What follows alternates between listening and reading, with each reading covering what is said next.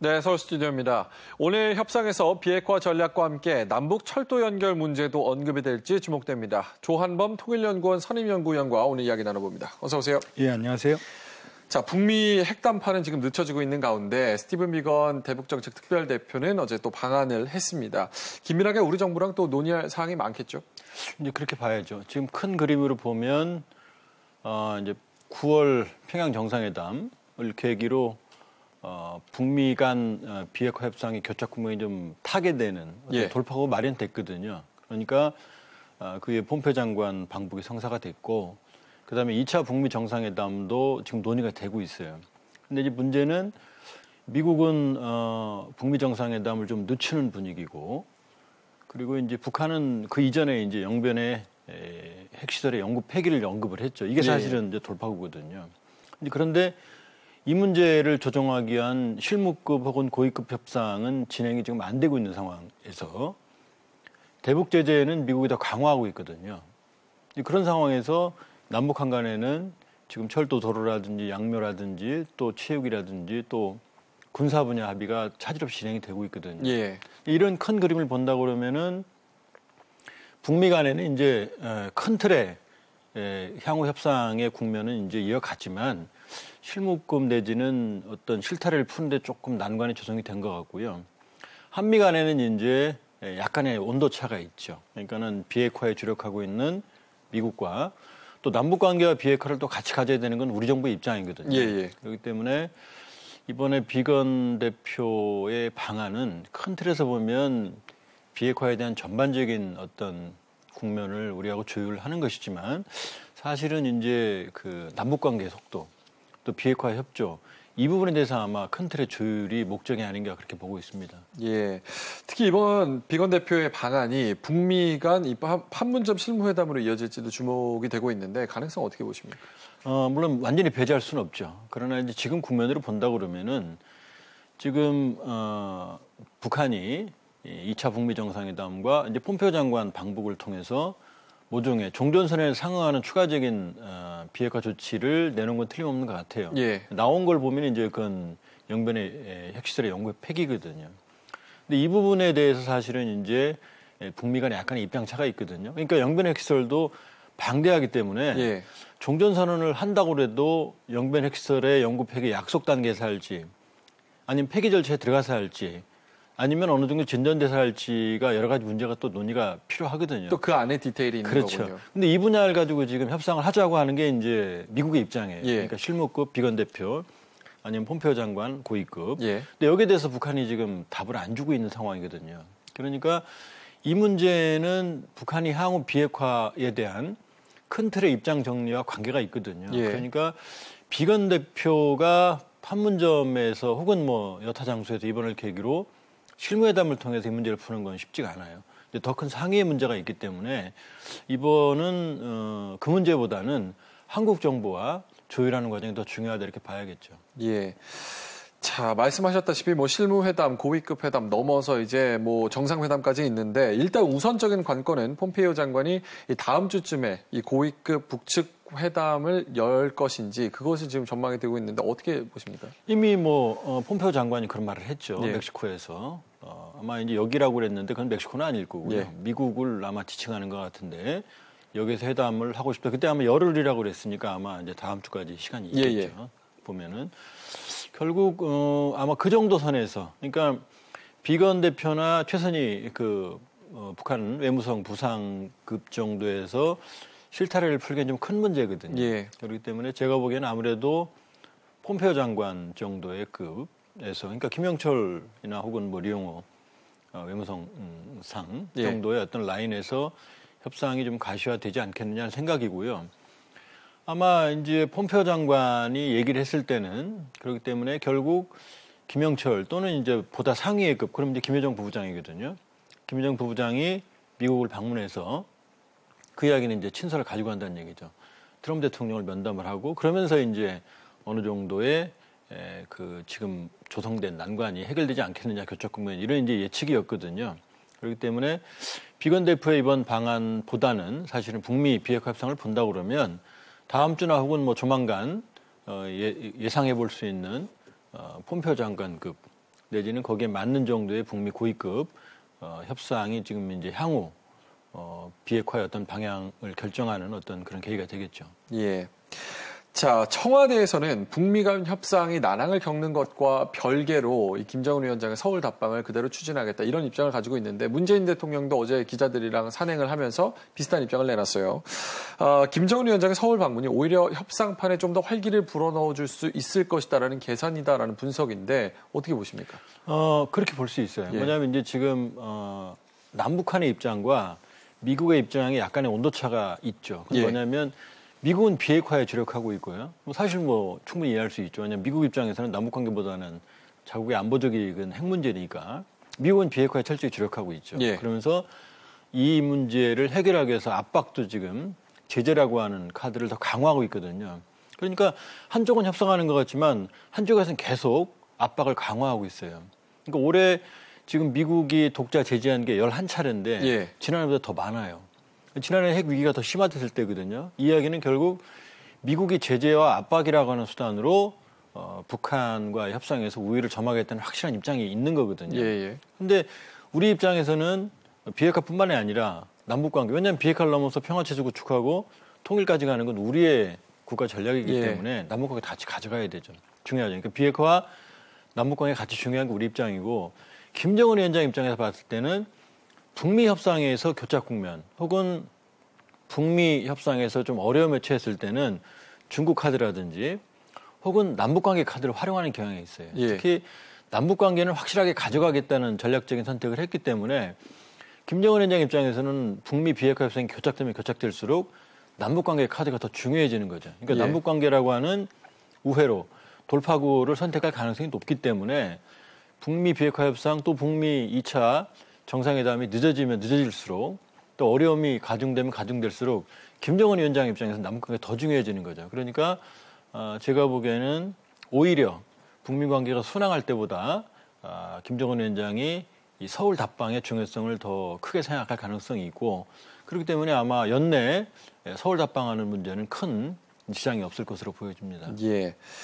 자, 그럼 이제 남북교류 현안 좀 살펴보도록 하겠습니다. 26일에 있었던 제10차 이 남북 장성급 회담 합의 내용부터 좀 살펴보도록 할 텐데요.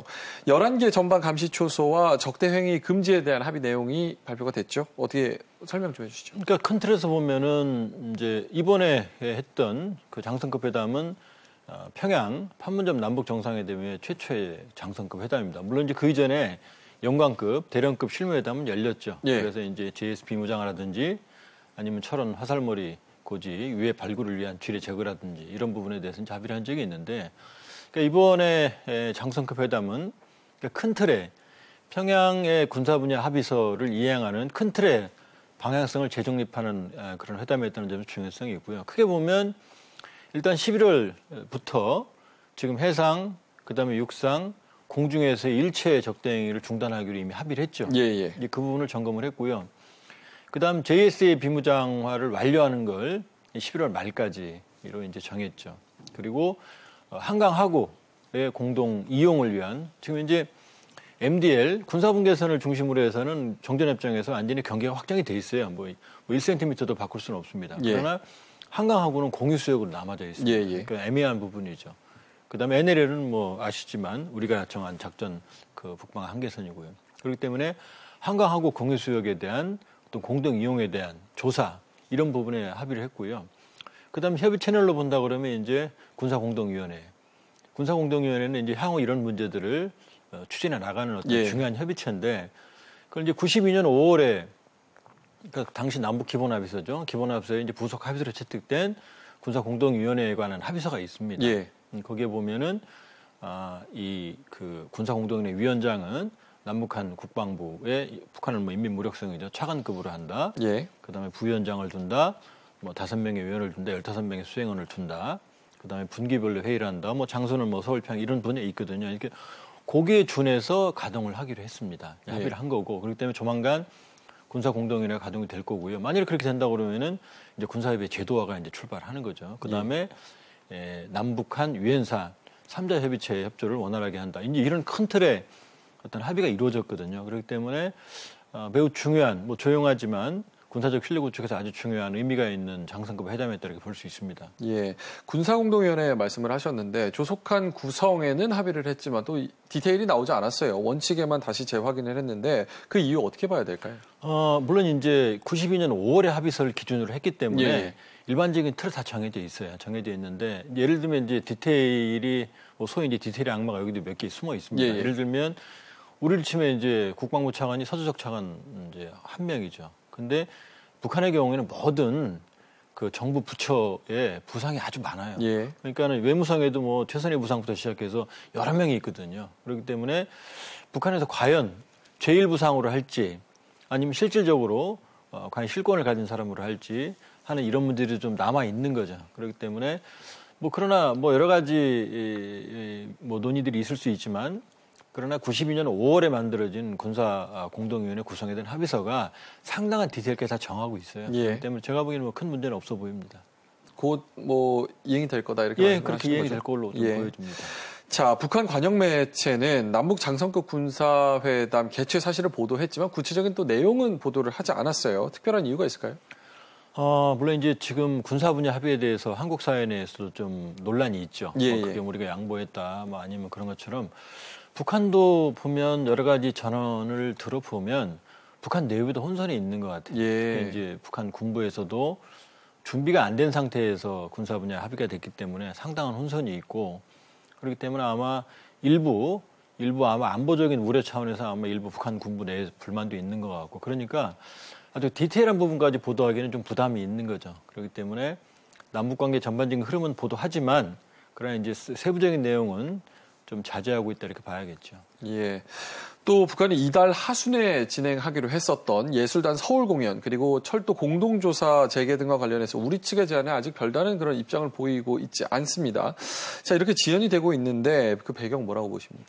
뭐 큰 틀에서의 어떤 남북관계의 어떤 도전 국면 이렇게 볼 수는 없고요. 왜냐하면 북한이 이미 남북관계에 대해서는 전면적인 확대라고는 입장을 정리했고 지금까지 모든 협상에서 보면은 남북관계에 더 적극적인 게 북한이거든요. 예. 그렇게 본다 그러면은 아마 큰 이견이 있는 것 같지는 않고요. 다만 이제 군사 그 장성급 회담에서도 안익상 중장이 뭐 이런 식 회담을 하지 말자고 한 적이 있고, 그 다음에 뭐 철도 분야에서도 뭐 기대할 게 별로 없다는 불만을 표출한 적도 있고 이런 적이 있거든요. 뭐냐면 결국 북한은 대북 제재로 초래된 어려움을 국면으로 초래된 어려움을 남북관계에서 돌파구로 찾겠다는 게 그런 게 강한 전략적인 목표가 있고 우리 입장에서는 남북관계는 가지고 가지만 또 한미동맹과 그다음 유엔의 대북 제재라고 하는 그 틀을 깰 수는 없는 거거든요. 그러니까 그 틀 내에서 좀 남북관계를 가져가겠다는 입장이 지금 충돌하고 있거든요. 어느 정도. 그렇기 때문에 아마 이런 부분들의 조율 때문에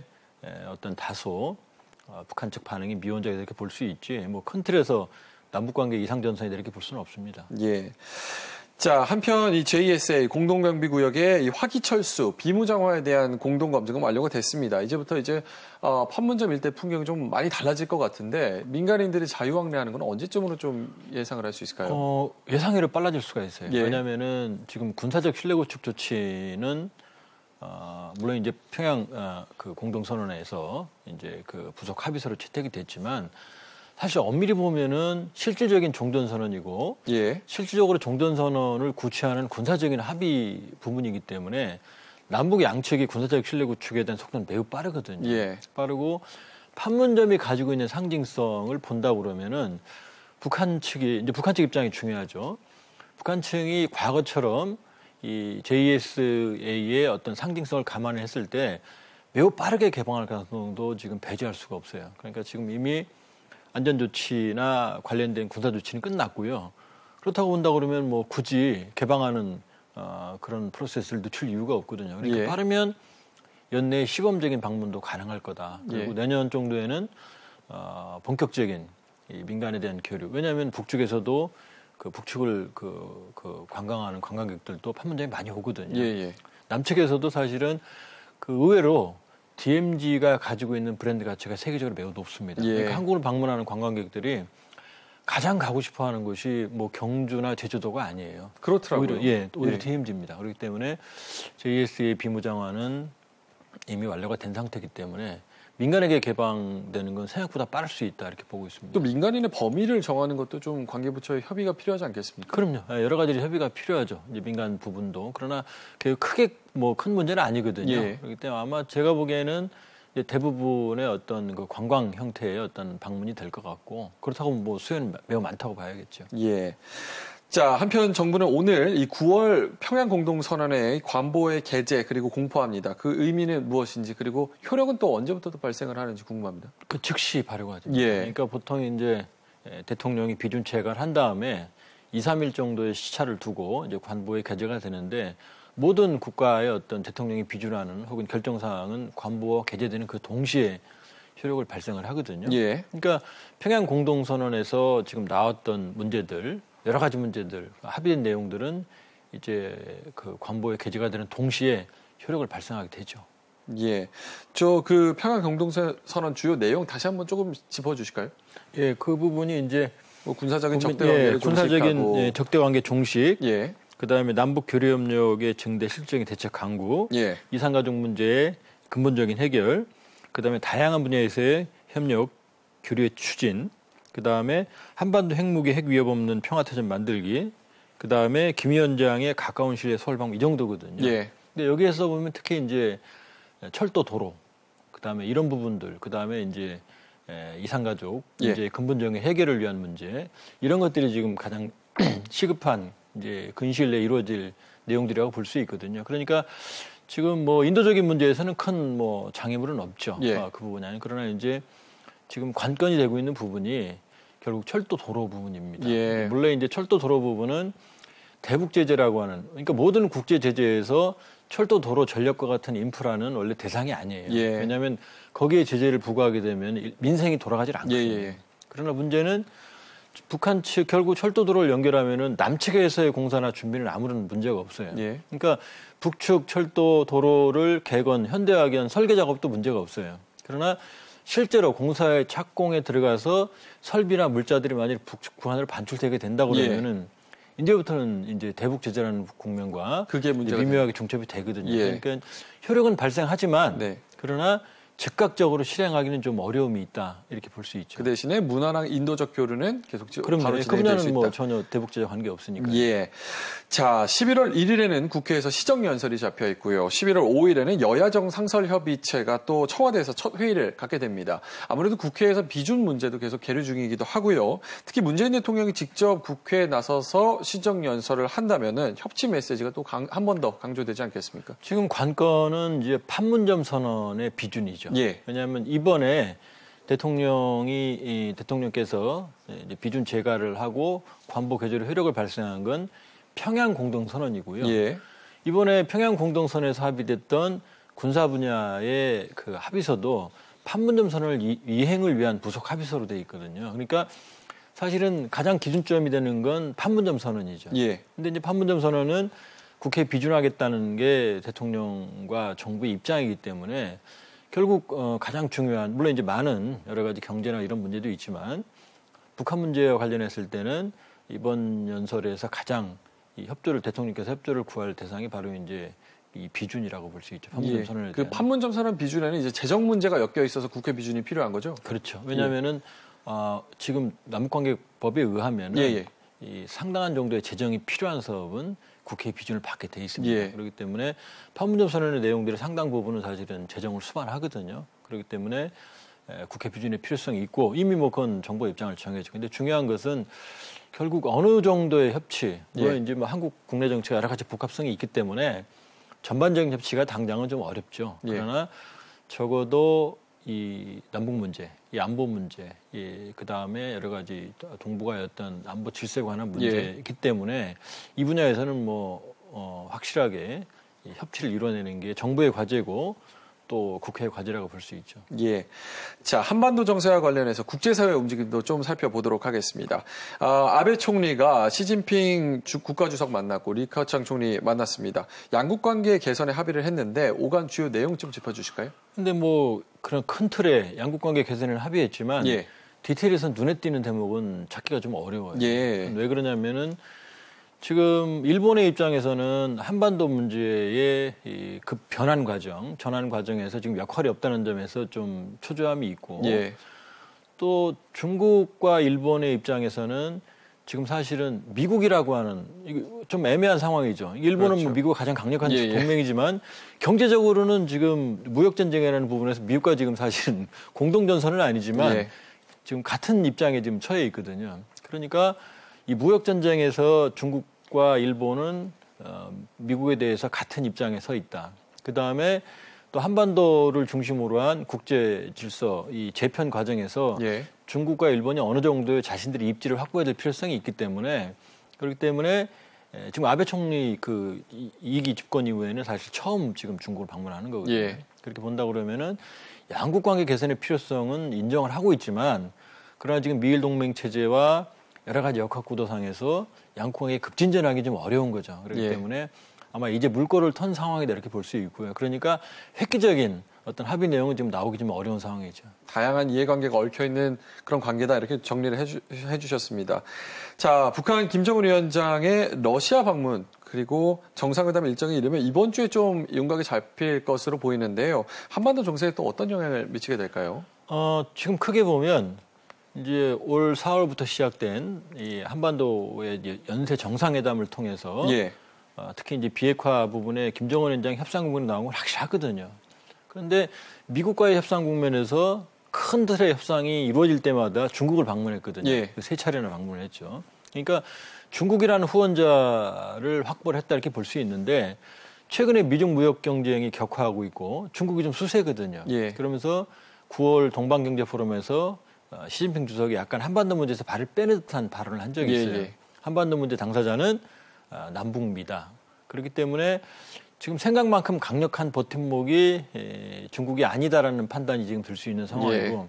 그렇다면 김정은 위원장에서 남는 카드는 러시아인 거죠. 예. 러시아 역시 한반도 문제에 개입할 의지를 확실히 가지고 있고 그다음에 김정은 위원장은 북러 관계 개선을 통해서 상당한 정도의 우군을 또 만들 수 있거든요. 아마 이 두 목표가 지금 맞아떨어지기 때문에 김정은 위원장의 방러 가능성은 충분히 있는 거고요. 크렘린궁에서도 푸틴 대통령의 스케줄에 김정은 위원장과 정상회담이 들어있다고 확인을 했어요. 예. 그렇기 때문에 여러 가지 지금 미국과의 협상 국면에서 지금 김정은 위원장이 제가 보기에는 좀 다소 좀 코너에 몰린 상황이거든요. 그렇다고 본다 그러면은 이것을 돌파하기 위해서 서울 답방도 있지만 뭐 북러 정상회담의 조기 과시는 충분히 김정은 위원장이 고려할 수 있는 카드가 되는 거죠. 예. 자, 이렇게 2018년은 이제 11월, 12월 2달 남았는데 사실 비핵화로는 아직 갈 길이 멀어 보입니다. 한반도 평화 프로세스 그 중요성과 우리 정부의 남은 과제 좀 마무리 말씀으로 부탁드립니다. 트럼프 대통령이 이제 오늘 뭐 보도가 된 국내 언론에 보도가 됐습니다만 예. 지금 서두르지 않겠다. 그리고 북한의 핵실험이 없는 한 큰 문제가 될 게 없다. 이런 아주 의미 있는 발언을 했거든요. 무슨 말씀이냐면 비핵화가 빠른 속도로 진전은 안 되지만 예. 최소한 북핵 문제는 안정화됐다는 거죠. 이게 핵실험도 없고 ICBM 발사도 없는 거죠. 예, 예. 그러니까 적어도 완만하지만 해결 국면으로 들어가고 있고 다시 과거로 돌아가기는 사실상 불가능합니다. 이 상황에서. 그렇게 본다 그러면은 북핵 문제는 해결 국면에 접어들었다. 그런데 문제는 아마 이 대담 중에도 말씀드렸습니다마는 비핵화에 주력하고 있는 미국의 입장과 예. 비핵화와 함께 남북관계, 한반도 평화체제 남북관계를 같이 가져야 되는 우리 입장이 다를 수밖에 없거든요. 예. 그러니까 미국과의 공조도 중요하지만 그렇다고 한국의 국가전략 목표와 미국의 전략 목표가 완전히 일치하는 건 아니거든요. 예. 그렇기 때문에 이 상황에서 북한의 비핵화를 견인하고 한미협력관계를 조율을 통해서 우리가 원하는 궁극적인 국가전략적 목표를 관철시키기 위해서는 향후에도 많은 노력이 필요하다 이렇게 말씀드릴 수 있겠습니다. 예, 알겠습니다. 지금까지 조한범 통일연구원 선임연구위원과 함께 이야기 나눠봤습니다. 오늘 말씀 고맙습니다.